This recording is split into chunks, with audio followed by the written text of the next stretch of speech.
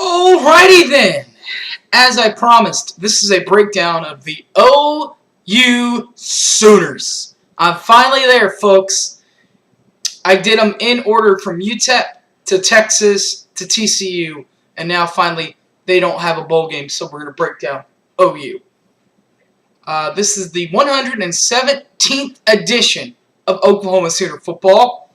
Last year, the Sooners were 10-3 and 6-3 in the Big 12 Conference. Their bowl win came in the Insight Bowl, a 31-14 win over the University of Iowa, the Hawkeyes.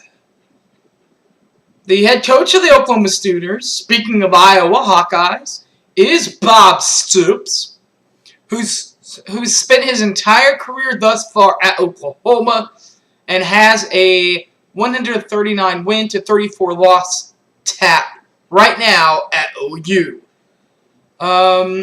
Last year, the Boomer and Sooner, the Sooner Schooner averaged 39.5 points per ball game. Their graduated player that they're going to miss is going to be the current Detroit Lion, Ryan Broyles, who last year had 83 tackles, good for 1,157 yards, and 10 touchdowns last year as a senior.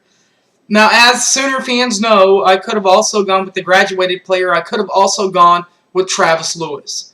The reason why I went with Ryan is because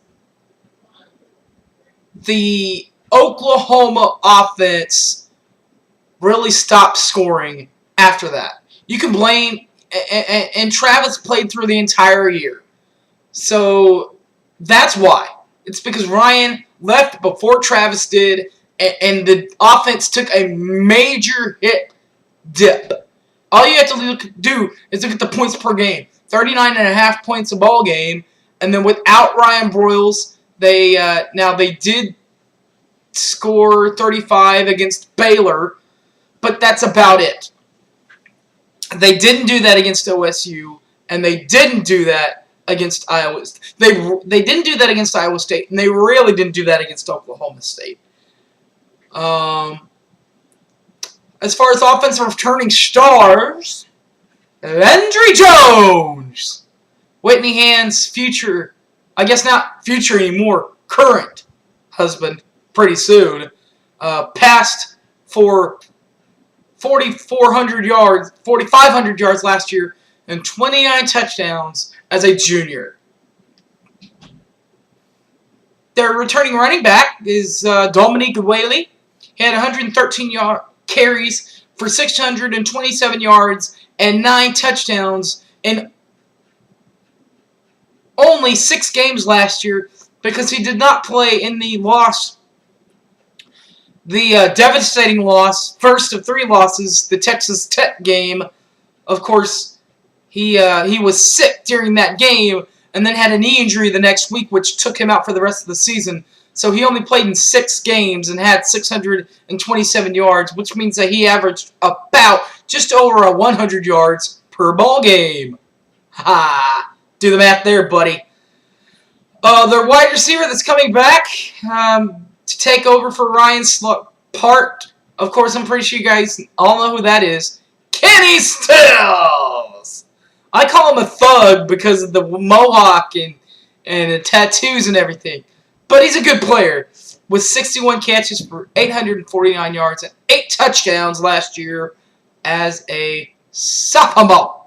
He'll be a junior this year. The defensive player that's coming back is going to be Aaron Colburn. Aaron was tied with Travis Lewis for 84 tackles last year.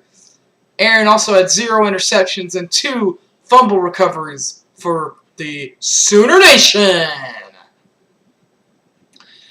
A Big 12 Freshman of the Year, Michael Honeycutt, was 21 for 24 for 87.5 yards carry, and 35 was his long at Kansas State. 45 at Kansas State was his long. And the punter coming back, Tress Way. I don't know what more you could say about this guy. He had 63 punts last year 42 as an average, and a long of 67 in that Insight Bowl win over the University of Iowa. This is my football team. I'm excited to see what this team has. This is a team that I've watched them consistently year after year after year with Bob Stoops. And I'm very excited about this season. Probably on the excited to not so excited ratio, I'm very excited about the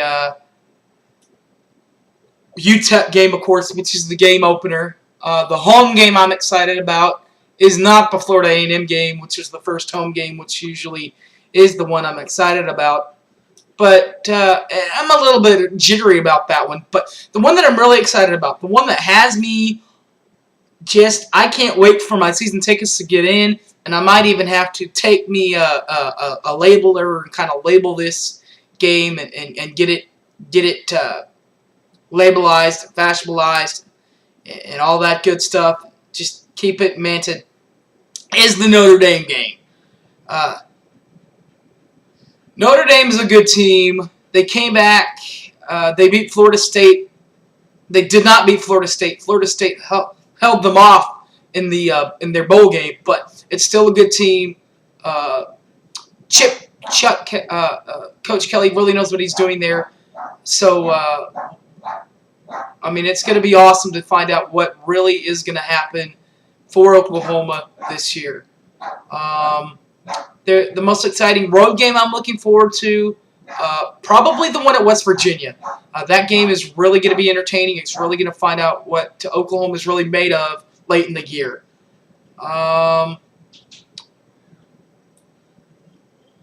And I really think that we're going to finish top 2 or top 3 in the league. I hope we finish number 1 in the league. The game at West Virginia and at TCU, they're going to be the hardest games to come by. On the road are those games. Of course, always looking forward to OU Texas. I guess I'll see you guys as far as college football is concerned. I'll do a college football playoff edition. I'll also break down the other major conference championship games and conference champions. So you're not quite done with me yet.